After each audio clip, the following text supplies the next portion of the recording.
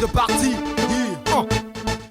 La mobilité migratoire a différentes facettes non seulement entre pays, mais aussi au sein d'un même pays. Au Nord Bénin, ce phénomène est très actif entre l'Ouest et l'Est dans une optique d'installation agricole. Bien que jouissant formellement des mêmes droits, l'arrivée de communautés d'un département voisin peut susciter certaines tensions. Un déplacement de quelques kilomètres peut suffire à qualifier quelqu'un d'étranger. La création de marchés dans la commune de Niki fournit un exemple concret de concertation et de dialogue entre la commune et les communautés migrantes. Lafia Oumarou est maire de la commune de Niki. Il connaît bien la problématique des migrants internes au Bénin, estimée à 10% de la population. Dans sa commune, les migrants, bien que nationaux, ne peuvent siéger qu'au sein des conseils de village. En fait, les migrants existent dans la commune de Niki. Et pour la plupart, ce sont ceux-là surtout qui viennent de la Takora. Et ça fait plusieurs groupes ethniques qui sont dans la localité.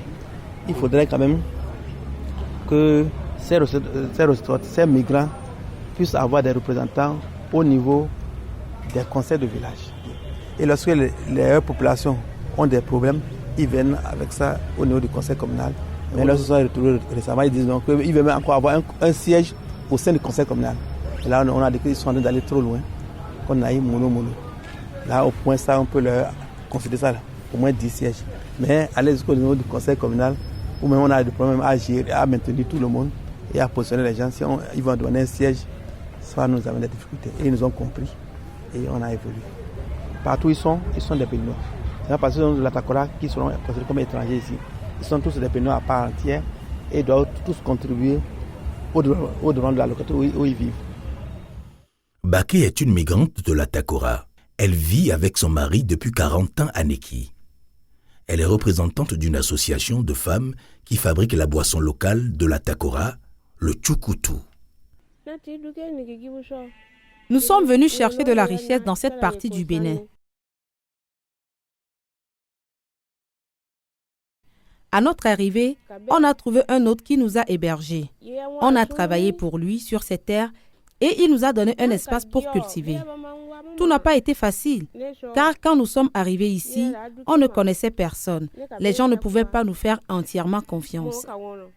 Je me sens citoyen de Niki, puisque lorsqu'il y a une activité communautaire et qu'on me tient informé, j'y participe.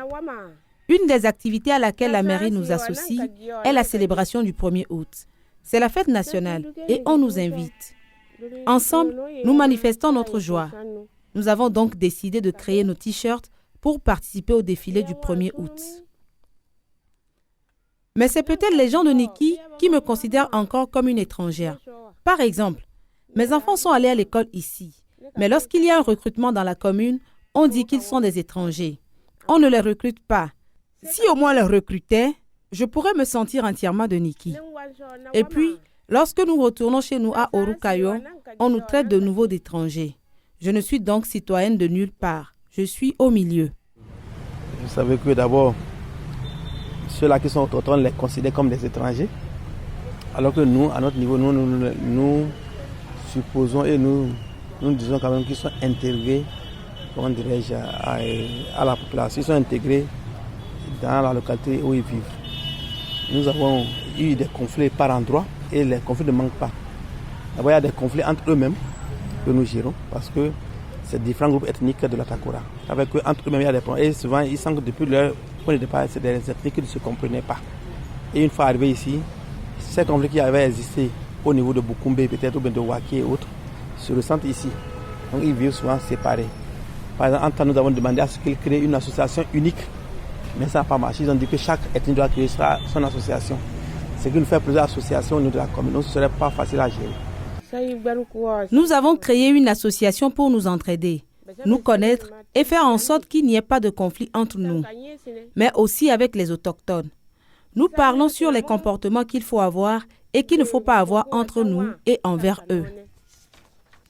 Sinon, la majorité des membres de notre association fabriquent la boisson locale de chez nous, appelée Tchoukoutou. Généralement, les femmes de la Takora apprennent la fabrication de la boisson locale de mère en fille. Cela assure une continuité de cette activité ancestrale et de notre savoir. C'est cette boisson que nous vendons sur le marché Kaba. Le jour du marché, le comité de gestion du marché nous vend des tickets à 100 francs CFA. Les femmes ressortissantes de Takora sont pour la plupart des vendeuses de la boisson locale. Mais elles sont éparpillées dans les quartiers. Et à ce niveau, ils ont souhaité qu'on leur trouve un endroit où tous vont se retrouver. C'est de là qu'a germé l'idée du marché Kaba. Donc on a trouvé un domaine. C'est provisoire. On a dit que dans les mois à venir, on va leur trouver un domaine définitif pour construire. Sinon, pour le moment, ils ont au moins un peu plus d'un hectare. C'est bien que lorsqu'on a fini de créer le marché, ce que je venais vous dire, il y a certaines ethnies qui n'étaient pas participées. Comme ils ont vu que la chose est améliorée, que c'est bon. Et là, ils ont voulu revenir pour qu'on travaille ensemble. Maintenant, comme la mairie nous a aidés avec les discuter avec les autres, dit que bon, il faut qu'on s'entende.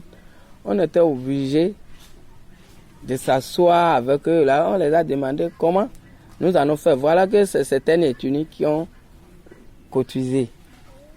Les autres, aujourd'hui, vous dites qu'il faut que tout le monde soit impliqué dans le marché. On est entièrement d'accord. Parce que peut-être, à l'époque, ils n'étaient pas compris que ces choses-là, ça rapporte. Comme ils ont compris, nous, on les accepte maintenant. Nous avons essayé de créer un cadre de concertation qui se réunit tous les 3 mois. Et au sein de ce cadre-là, ils sont représentés. Le cadre de concertation s'appelle le cadre de développement de la communauté, appelé CADENIC.